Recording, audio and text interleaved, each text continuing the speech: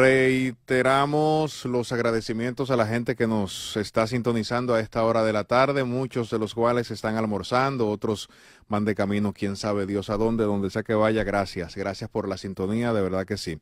En los últimos días, en las últimas semanas, varias personas han fallecido a consecuencia de infartos, lo que ha llamado la atención y preocupación de la población, sobre todo en redes sociales. Las redes magnifican lo que ocurre y qué bueno, porque en este caso la gente por lo menos le presta atención a un tema que debería. Un joven se desplomó mientras jugaba un partido de baloncesto en Villa Altagracia. No es el único del baloncesto. En estos días, hace unos días atrás, un señor ya de unos años también sufrió un infarto en un juego de baloncesto. Tenemos el caso también de Raúl Grisanti, el artista Raúl Grisanti, que falleció mientras dormía. Y también reportamos el caso de nuestro amigo ya fallecido, David Lahoz, el politólogo que compartía aquí con nosotros en Esto No Tiene Nombre con mucha asiduidad y lamentablemente falleció a consecuencia de un infarto. Vamos a hablar de este tema con la doctora Laiden Suárez. Ella es cardióloga, para que nos diga qué está pasando, si es que hay una situación especial, ¿verdad? Como la gente siempre comenta en las redes sociales. Yo entiendo que ya lo hacen de manera jocosa, aunque no se debería de hacer chistes de todo, pero bueno, ¿qué está ocurriendo con el tema de los infartos en República Dominicana? Si es el calor, qué lo puede estar provocando, algunos hábitos que podamos tener. Doctora, ¿qué tal? Bienvenida a Esto No Tiene Nombre. Gracias. Buenas tardes. Buen provecho a todos los que nos sintonizan y mis más sinceras condolencias a los que están en el tapón.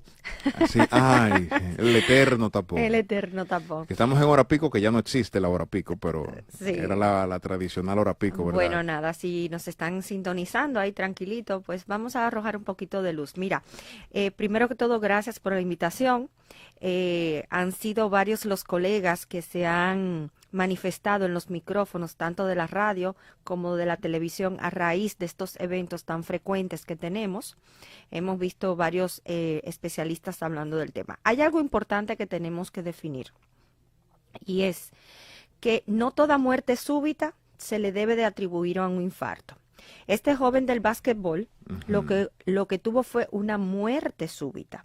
La muerte súbita es un evento repentino, inesperado, en una persona aparentemente sana, en la cual hay una cesación de vida. No se sabe por qué se murió. Pero no necesariamente es un infarto. Okay. El infarto es una de las principales causas de muerte súbita. Perfecto. Pero hay otras causas, por ejemplo, condiciones genéticas que pueden motivar que el paciente haga una arritmia, sobre todo en pacientes jóvenes, como el como el basquetbolista.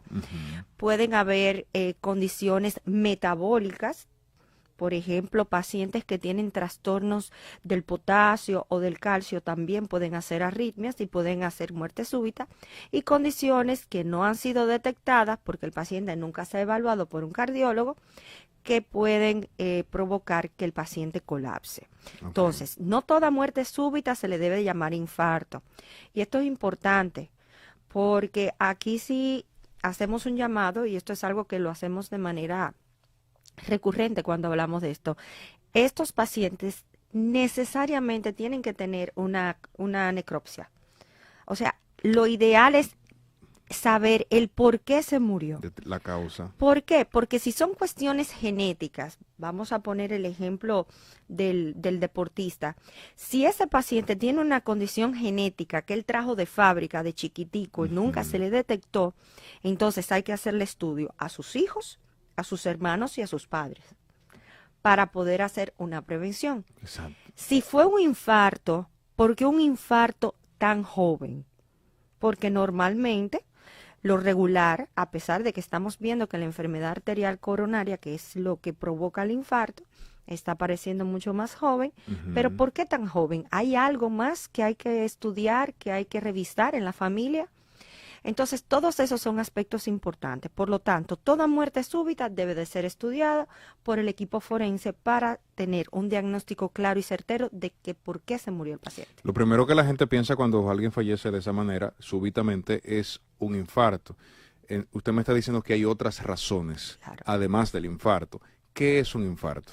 El infarto no es más que la oclusión, es cuando, vamos a ponerlo en términos un poquito llanos, es cuando se tapa una de las arterias que le lleva sangre al corazón.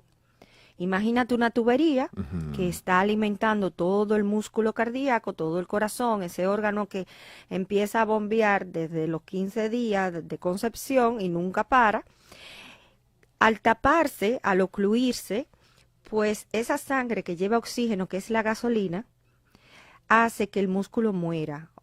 Esta parte del músculo muera. Dependiendo de qué tan seria sea la oclusión, entonces tenemos infartos que son pequeños, que no necesariamente pueden ocasionar un daño significativo, pero en pacientes jóvenes sobre todo, estas oclusiones son sumamente importantes porque afectan la gran parte del corazón y al no funcionar, pues el paciente puede morir. Colapsa.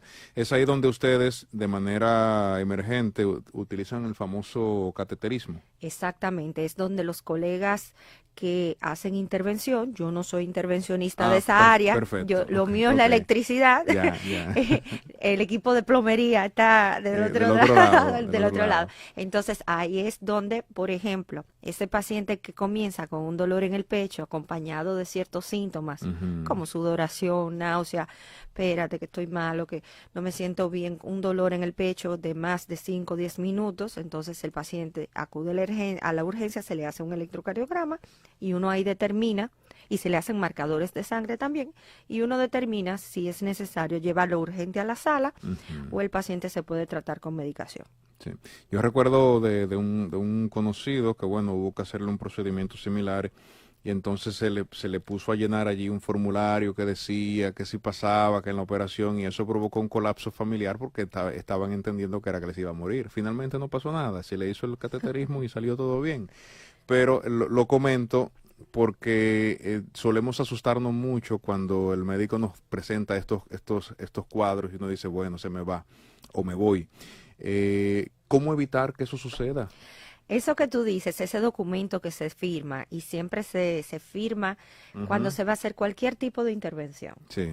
Yo voy a sacarme una uña, yo voy a sacarme una muela, y el doctor me dice, el riesgo de complicaciones es tanto, puede pasar esto. Eso se llama consentimiento informado. Es un documento médico-legal donde el paciente y los familiares tienen que saber que paciente que entra a una sala de cirugía, cualquier cosa puede pasar. Uno no quiere jamás en la vida. Claro. Y gracias a Dios. Pero es un documento en donde a usted le están diciendo, mire, es un procedimiento invasivo, hay riesgos, pero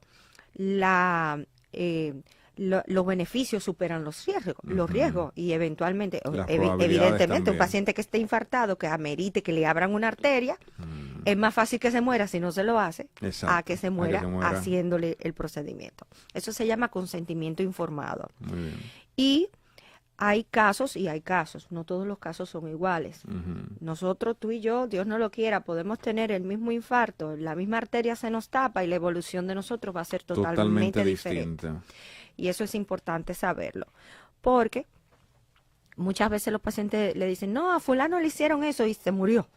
Y uno piensa que eso es lo que va a pasar, pero quizás las condiciones clínicas que él tenía no eran las mismas que tiene un paciente que llega diferente. Entonces, ahí eso tenemos que tenerlo muy, muy en cuenta. Y siempre, siempre, siempre ese consentimiento informado, tanto para el médico como para el paciente. Yo le preguntaba cómo evitar llegar ahí, porque precisamente a propósito de eso que comenta, las condiciones físicas de las personas varían de persona a persona. ¿Cómo evitar llegar a una complicación seria que me provoque o termine por provocándome un infarto? En primer lugar, la prevención. La medicina preventiva es la base de todo. ¿Qué cosa es medicina preventiva? Al médico, como estábamos hablando fuera de micrófono, al médico se va cuando uno no tiene absolutamente nada. Uno pone en calendario los días tal de cada año. Yo voy al médico a chequearme. Por ejemplo, las mujeres, para poner un ejemplo, tenemos una fecha para ir al ginecólogo. Asimismo, tenemos que tener todos, hombres y mujeres, para ir al cardiólogo y hacer una evaluación completa. Porque nosotros no podemos cuidar lo que no sabemos. Y yo he tenido pacientes que vienen jovencitos, muchachitos de que se van, por ejemplo, a estudiar fuera, a las universidades, y le piden una evaluación cardiológica. Y les he detectado, por ejemplo, hipercolesterolemia, colesterol muy elevado. Y le digo, no, espérate, esto hay que medicarlo, esto hay que tratarlo, porque es una de las condiciones que puede desarrollar la enfermedad cardiovascular. Entonces, medicina preventiva. Si ya usted tiene una condición diagnosticada, si ya usted le diagnosticaron que usted tiene la presión alta, que está en sobrepeso, que usted vive en un estrés constante, que está casi diabético, entonces esas visitas sí ya tienen que ser más frecuentes. Exacto, exacto. Hábleme ahora directamente del tema de los infartos. ¿Están aumentando en República Dominicana? ¿Es un tema estacionario? ¿Qué está pasando? No, la enfermedad cardiovascular es el conjunto de todas las enfermedades que afectan, no solamente el infarto. Okay. Todas las enfermedades que afectan el sistema cardiocirculatorio se llaman enfermedades cardiovasculares y es la principal causa de muerte del mundo. Nosotros por encima del cáncer, por encima del cáncer, por encima de los accidentes, exacto, por encima de los desastres naturales, por encima de las infecciones, es la principal causa de muerte en el mundo. Y al ser la principal causa de muerte, estamos viendo no solamente un aumento anual, sino una aparición más temprana, que esa es la parte que sí más me preocupa. Estamos viendo ya niños, ni siquiera adolescentes, niños, que cuando nosotros, yo no hago pediatría, pero como comparto con los colegas pediatras, claro, tú ves niños en sobrepeso, prediabéticos, con colesterol elevado, y cuando tú le haces los exámenes a ver si tienen plaquitas de grasa en las arterias, ya tienen rastros de grasa acumulada, niños, tan temprano como 8 y 10 años. Entonces, estamos viendo no solamente una aparición temprana, a medida que más temprano se desarrolle la enfermedad cardiovascular, evidentemente las complicaciones vienen más temprano y por lo tanto los números aumentan. Okay. ¿Por qué? Porque tú y yo que somos jovencitos de esta generación, todavía. Nosotros parábamos en la calle. La actividad física de nosotros era... Había que entrarnos a la calle. Había que entrar, nos decían, cuando prenda la luz de afuera... Y para la calle no va y se queda aquí. Pero ahora hay una inercia, tanto del ambiente como del núcleo familiar, en donde los niños no están haciendo ningún tipo de actividad física. Las pantallas se están sustituyendo, la actividad física que normalmente hacen los niños la hacen a través de la pantalla. Y un ritmo de vida que muchas veces no nos da tiempo a hacer comida saludable y llama a un delivery y vamos a pedir pizza y vamos a pedir hamburger y vamos a comer esto y el muchacho no come ensalada y el muchacho no come vegetales, entonces...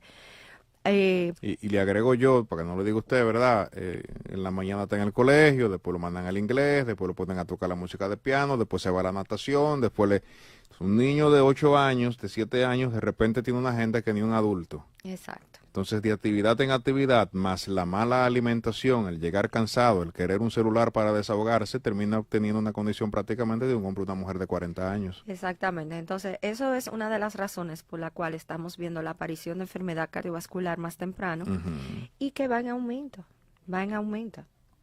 ¿Cómo prevenir? Usted me hablaba de la alimentación. En estos días es una apreciación personal, pero sé que otras personas la han hecho también. Hay un incremento en cuanto a la cantidad de personas que hacen ejercicio físico. Los clubes de running están a todo dar. El pádel, que en estos días se hizo viral por una declaración de la doctora Nacimó. La gente que juega baloncesto, por supuesto, lo mismo. Los clubes de fútbol están atestados de personas. Hay como un despertar. Ni siquiera voy a hablar de los gimnasios, que eso es asqueroso. O sea, en ciertas horas del día y en determinados lugares. O sea, yo no sé cómo lo hacen. Eso es bueno, por un lado. Podremos decir que es bueno. Por lo que la gente como que tiene un poquito más de conciencia sobre su salud. Sin embargo, como bien usted señala, siguen apareciendo. Sigue siendo la principal causa de muerte, aparece más temprano, o sea, como que una cosa no combina con la otra. ¿Qué es lo que tenemos que hacer para tener una vida mucho más equilibrada, además de visitar al médico periódicamente? Mira, La salud es un conjunto, es multivariable. En primer lugar, me alegra muchísimo saber que las personas están iniciando actividad física. Ojo, esta es mi cámara, ¿verdad? Sí, aquí, Ojo, allá. déjeme decirle algo. Cuando usted vaya a iniciar cualquier tipo de actividad física, antes de iniciarla, debe de ser evaluado por un cardiólogo. Porque ahora uno pasa un susto, se le murió un vecino, y no, mañana me levanto y camino 10 kilómetros, y usted no sabe qué es lo que usted tiene allá adentro. Y entonces cae como un pollo en medio del mirador y después, mira, se murió haciendo el ejercicio es malo. No.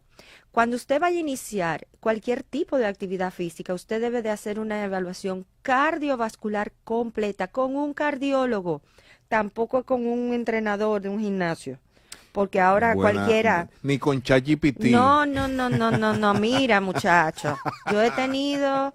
No, vaya donde un cardiólogo y usted le dice, Sí. doctora, yo me quiero, o doctor, yo me quiero evaluar porque quiero empezar a hacer pádel, fútbol, natación, baile, lo que sea. Dígale qué tipo de actividad física usted quiere hacer para que el médico entonces mande a hacer los estudios correspondientes y le diga, mire, sí, arranque mañana o no, debe de hacer un acondicionamiento o debemos de regular esto antes de iniciar actividad física. Yo he tenido muchos pacientes que van y me dicen, yo tengo una semana caminando, y cuando yo lo evalúo y lo examino, el paciente es hipertenso y no lo sabía. Y cada vez que camina se le mete la presión en 200. No lo va a matar el caminar, lo va a matar el efecto del esfuerzo que está haciendo en un paciente que no está regulado. ¿Entiendes por dónde voy?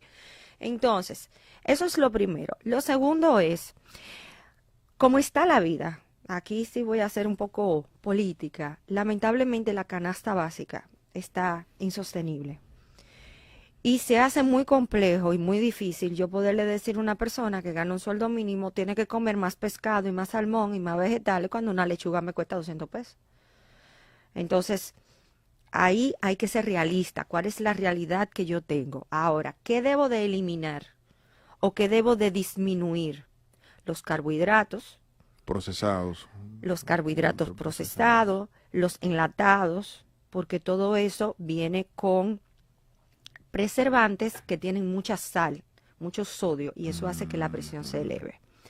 Tratar de magnificar en la medida de lo posible, si lo que me puedo comer es un tomate, bueno, déjame comerme un tomate primero y entonces porcionar, porque las dietas son equilibradas, no es eliminar cosas del todo, sino es porcionarlas, porque necesitamos de todo para vivir, hasta grasa necesitamos. Claro. Pero es hacerlo, es porcionarlo. Lo otro es manejar el estrés. Estos días, con estos calores, Jesús, Señor, ten misericordia. Manejar el estrés. Y yo sé que la gente dice, ay, qué bonito ella sentada ahí en esta cabina, diciendo que aire acondicionado, con un café. No, manejar el estrés. Tenemos que Buscar el buscar café, Kelvin, a la doctora. buscar la forma, qué es lo que nos relaja a nosotros. Sí. Y hacerlo. Y no sentirnos culpables por hacerlo, porque a veces entendemos que Estamos perdiendo tiempo. Exactamente. Sí. Y lo que nos estamos haciendo es ganando salud. Por ejemplo, que a mí me gusta hacer, salir a manejar por el malecón. Yo termino una cirugía y yo cojo ese malecón arriba y malecón abajo, oyendo música, y doy una vuelta y me voy para mi casa. Ya feliz de la vida. O sea, ¿es válido usted sentarse en un sillón y ver una película y ver una serie? Claro.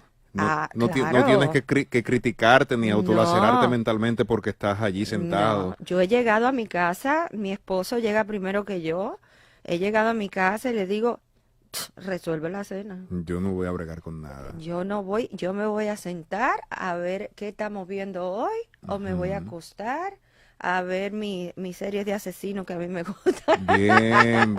¿Cuál usted ve, doctora? Todo lo que sea en casa. Todo lo que sea. Yo tengo cierta... Investigation Discovery, me gusta todo también, eso. Eso a mí me relaja. Descifrar allí lo que me reta mentalmente, más si son series psicológicas también me encantan. Perfiles y cosas. Exacto. Entonces, eso a mí me relaja y no me siento culpable por hacerlo. Lo siento. Ustedes resuelvan o llegué yo. Eso que usted dice de manejar el estrés, me ocurrió algo esta mañana. Yo estaba comprando un desayuno en un lugar y aparentemente la persona que estaba en caja aparentemente no estaba lenta. Se tomaba su tiempo entre cliente y cliente y yo tenía una persona delante de mí para que ustedes vean, señores, cómo a veces usted, sin proponérselo, termina influenciando a los demás. Él estaba nervioso porque él quería irse rápido y entonces él dejaba el plato con la bandeja que tenía allí y se movía al área de caja y volvía. Y ese movimiento a mí me desesperó. Yo incluso me puse tenso. Yo sabía que él lo que quería era que lo atendieran rápido. Y luego en un momento él llega y hace un comentario. Yo no entiendo por qué que fue quitaron a la otra muchacha que había ahí, pusieron a este muchacho, que es más lento, que sé yo qué. Y el que estaba detrás de mí entonces apoya el comentario de él. Yo no dije ni una palabra, yo me quedé callado, pero entre los dos me estresaron. Se armó. O sea, me generó un malestar. Y si eso fue conmigo, yo no me imagino cómo él estaba. Él empezó a comerse el desayuno antes de llegar a caja. O sea, estaba evidentemente que no sé si tenía hambre o qué era, cuál era la razón o tenía que irse. Pero a veces uno se provoca situaciones sin necesidad. Al final va a pasar. O sea, la gente anda en la calle a ciertas velocidades que uno dice, pero, o sea, ¿qué es lo que quieren? O sea, ¿a dónde van? Salgan más temprano. Y si hay tapón, esa es nuestra realidad. No se estrese por cosas que son controlables y que no le van a provocar ningún beneficio. El tema de estresarse. Hablando de todo esto, me gustaría preguntarle, usted hizo una breve reseña, doctor, al inicio de la entrevista, de las causas que provocan muerte súbita, que no solamente es el infarto. Me gustaría que profundizara un poquito más en esas zonas. Bien, entonces, causas que pueden provocar muerte súbita, las principales son la enfermedad arterial coronaria, o sea, el infarto, es una de las principales causas. Otras causas son causas genéticas que tienen que ver con la electricidad del corazón. El corazón es como una casita, tiene tuberías, que las tuberías son las arterias que llevan esa sangre y alimentan ese músculo, y tienen su plantica eléctrica como Punta Catalina, pero funcionando, que son los estímulos eléctricos que hacen que el corazón lata a ciertas velocidades. Entonces, hay unas condiciones llamadas canalopatías que tienen mucho que ver con cómo se comporta la electricidad dentro de estas células especializadas que están en el músculo. Estoy tratando de ponerlo de la manera más simple. Y estas canalopatías vienen por mutaciones ya de genes y uno nace con eso. Se pueden diagnosticar bien tempranito en la niñez, sobre todo si los pacientitos son llevados a consulta de cardiología, que tenemos cardiólogos pediatras excelentes en nuestro país, y otras veces debutan justamente en pacientes que tienen una muerte súbita y pueden ser recuperados. Esto es algo importante. Ahí es donde le hacen los choques de electricidad, mira, ¿verdad? Descargas. Una de las cosas más dolorosas que yo veo cuando ocurren este tipo de eventos es que lamentablemente en nuestra sociedad, y ahí hemos fallado nosotros los médicos, porque yo creo que hemos debido de hacer un trabajo un poquito más intenso, y ha fallado toda la parte gubernamental que tiene que ver con el Ministerio de Salud. Nadie aquí sabe resucitar a un paciente. Ahora mismo en esta cabina hay 4 personas. Uno de ustedes cae, yo lo voy a resucitar, porque tengo el entrenamiento. Exacto. Si yo no estuviera aquí... No está dentro de la estadística, ¿verdad? Del común. Lo primero que hacen es buscar agua de azúcar, porque todo el mundo entiende que el que se cae le bajó el azúcar. Y lo que pasó con este joven en un club deportivo, con un personal que tiene, no que debe, que tiene que estar capacitado para responder a esta emergencia, dio pena y vergüenza. Dio pena y vergüenza. Ellos no supieron qué hacer. Si a ese muchacho se le hubiera practicado RCP o resucitación cardiopulmonar, tenía probabilidades. Quizás hubiera tenido una posibilidad. La recuperación de una muerte súbita on-site, en el sitio donde ocurre, con resucitación cardiopulmonar, puede tener hasta 30% de posibilidades de que el paciente pueda llegar a un hospital y ser salvado. Esto es lo que se suele enseñar en algunas empresas lo hacen, lo canalizan a través de organismos de socorro como la Defensa Civil y demás. Hay grupos de jóvenes que aplican esto también, pero lo que usted dice es una realidad. O sea, aquí nadie en su mayoría sabe qué hacer. O lo ven en la película y le ponen la mano encima y ya. No, pero no eso tiene una técnica específica. Otra cosa importante, y es algo que el gobierno sí tiene que tenerlo en cuenta, es la colocación de los desfibriladores externos, esos aparatitos que vienen con unos parches, que en el momento que colapsa el paciente se le colocan, vienen automatizados. Solo hay que colocar. Si tú viajas, fíjate en los aeropuertos que tú llegas, que tú vas a ver que dicen, estoy tratando de traducirlo. Exacto. Dice AID o AUD. Tienen un corazoncito en algunos casos, que parecen una cajita. Como si fuera una cosa y se gira el corazón. Exactamente. Esos se llaman desfibriladores externos automáticos o desfibriladores automáticos externos. Cualquiera de las siglas es válida. Y eso viene, te dice dónde colocar, porque eso viene para que lo use cualquier tipo de persona. Eso no tiene que ser médico para usarlo. Te dice dónde van los parches. Le das a un botón, el mismo aparato dice si el paciente tiene un ritmo al que se le debe dar un choque eléctrico y él mismo dispara. Es como un extintor, pero para aplicado al ser humano. Y por ley, eso tiene que estar en todos los espacios en donde hayan conglomerados de personas. Se llaman espacios cardioprotegidos. Eso debe de estar en los moles. Eso debe de estar en los clubes, eso debe estar en las escuelas, en los aeropuertos. En las iglesias. En las iglesias. Donde quiera que se junte gente, ahí tiene que haber un aparato de eso. Pero aquí no hay cultura de eso, doctora, ni costumbre. No, yo vi uno y estaba con un candado. Ok. Entonces, ¿Qué hacemos? yo vi uno, no recuerdo dónde fue que lo vi, creo que fue en un mall, y con un candado grandísimo y yo, excelente, fantástico. ¿Cómo lo hago? Entonces, debemos de entender que hay que empezar esta cultura, no solamente de comunicación, que los felicito, sino de educación. Y eso le corresponde tanto a las sociedades especializadas como al Ministerio de Educación y al Ministerio de Salud. De Salud Pública, sí. Hay un medicamento, o varios medicamentos, que se aplican en República Dominicana en algunos hospitales, tengo conocimiento de eso. Cuando la persona tiene un infarto, es llevada y si se aplica ese medicamento en los primeros minutos o la primera hora, no tengo la data así tan exacta, esa persona puede recuperarse. ¿Cómo funciona eso? No sé si estoy contándolo así. Vamos a ver. El señor Juan, un ejemplo. El señor Juan está en su casa, dolor en el pecho. Un paciente diabético, fumador, obeso, hipertenso, no se toma los medicamentos, ya sabe que tiene colesterol alto. Llaman al 911.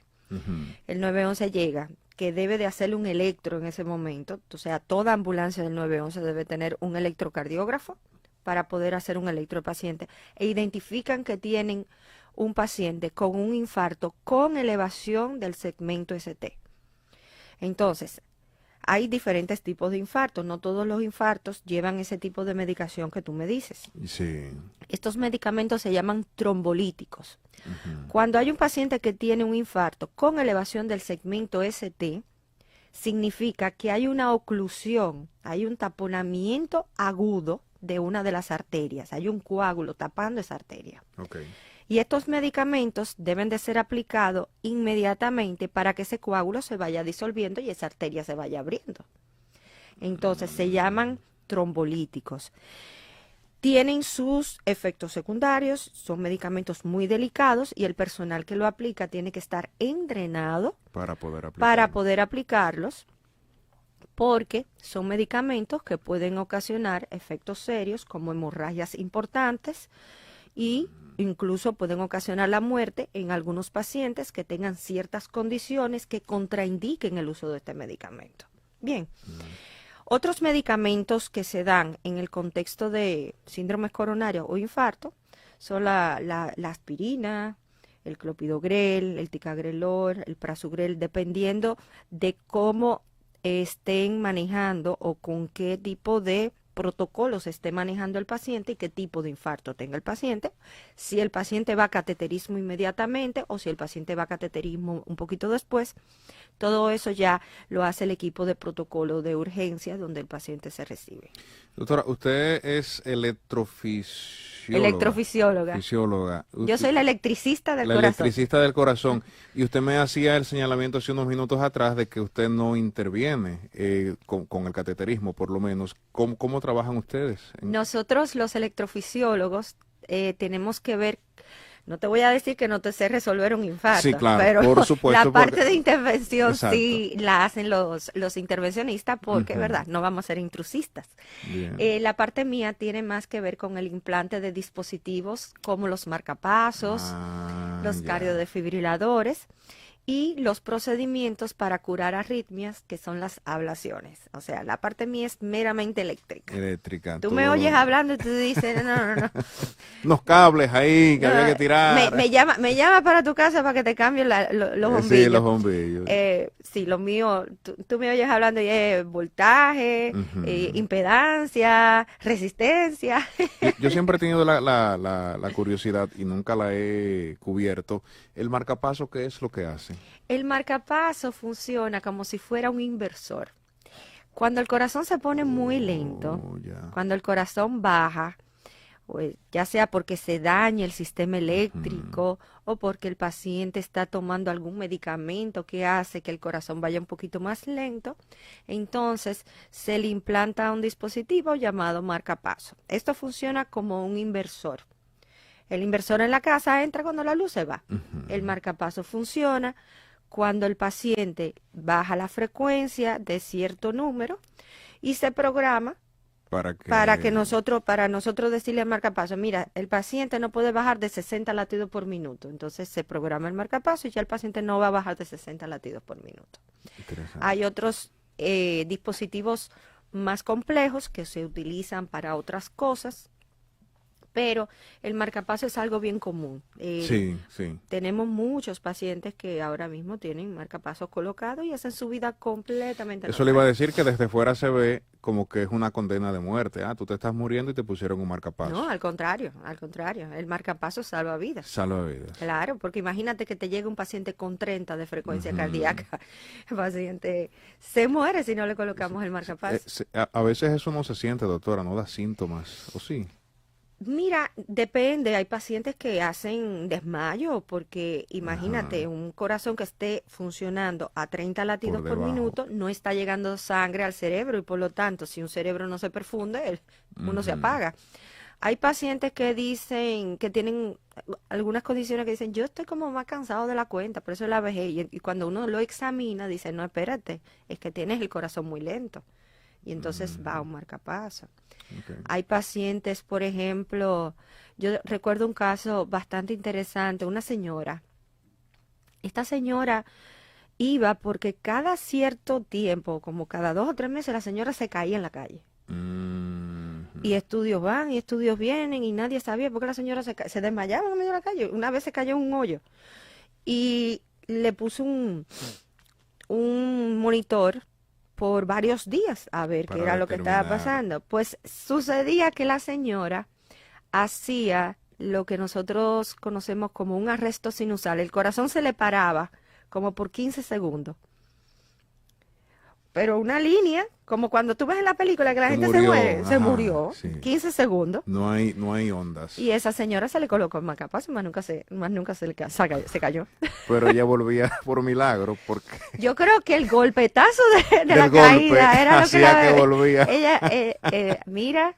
15 segundos es mucho. 15 segundos es mucho. Y he tenido pacientes así que durante la noche, durante el sueño, sobre todo esos pacientes que hacen apnea de sueño, hacen pausas importantísimas y requieren la estimulación, estimulación del corazón. Doctora, muchísimas gracias. Me gustaría preguntarle cómo contactarse con usted, dónde está ejerciendo, también sus redes sociales para que la gente pueda acercarse y darle seguimiento a todo lo que usted hace y programar sus citas, señores. Hay que hacer cita. Aquí Kelvin me decía antes de empezar esta entrevista que él todos los años en enero se hace una evaluación completa, evalúa su organismo y así debe ser. Máximamente los hombres, porque las damas, por el tema de que, bueno, salen embarazadas y todo aquello, ¿verdad? Tienen una costumbre de visitar el médico y visitar todas las áreas y de uno saltan al otro, pero los hombres por lo general van al médico cuando ya no hay tiempo.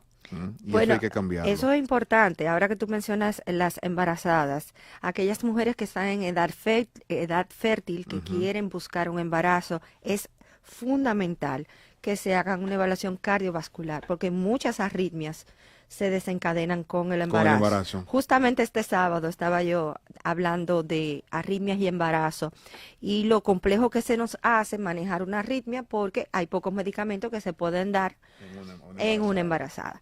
Bueno, mira, mi número es número único, es mi flota, ahí le van a dar toda la información. Yo estoy laborando en medicina cardiovascular asociada, eso está en MedicalNet, en Piantini. Estoy también en Hospité Santo Domingo, ahí en la Alma Mater, y estoy en el grupo médico Endocardio. De todas formas, este número que yo voy a dar es un WhatsApp, es una flota, ahí le dan todas las informaciones. Excelente. De dónde, cuándo, a qué hora, seguro, todo. Es el 849-857-5555. 849-857-5555. Ahí mis queridos asistentes están a la orden, como se me hace un poquito complejo por las actividades diarias. Claro. Y la verdad que para mí es un placer siempre compartir micrófonos y llevar un poquito de educación a la población. Necesario, muy necesario. Nos quedamos con parte de las recomendaciones, bueno, con las recomendaciones que nos hacía la doctora, el tema del chequeo preventivo, de agendar esa cita con el cardiólogo para que usted evite problemas mayores o complicaciones y por supuesto manejar el estrés. Fue parte de lo que conversamos también. Sobre todo. Y el tema de la dieta, tratar de, según las posibilidades, de poder controlarla. Doctora, gracias. A ustedes por tenerme en cabina. Ahí está la doctora Lauden Suárez. Ahí está, acompañándonos en este magazine que no tiene nombre.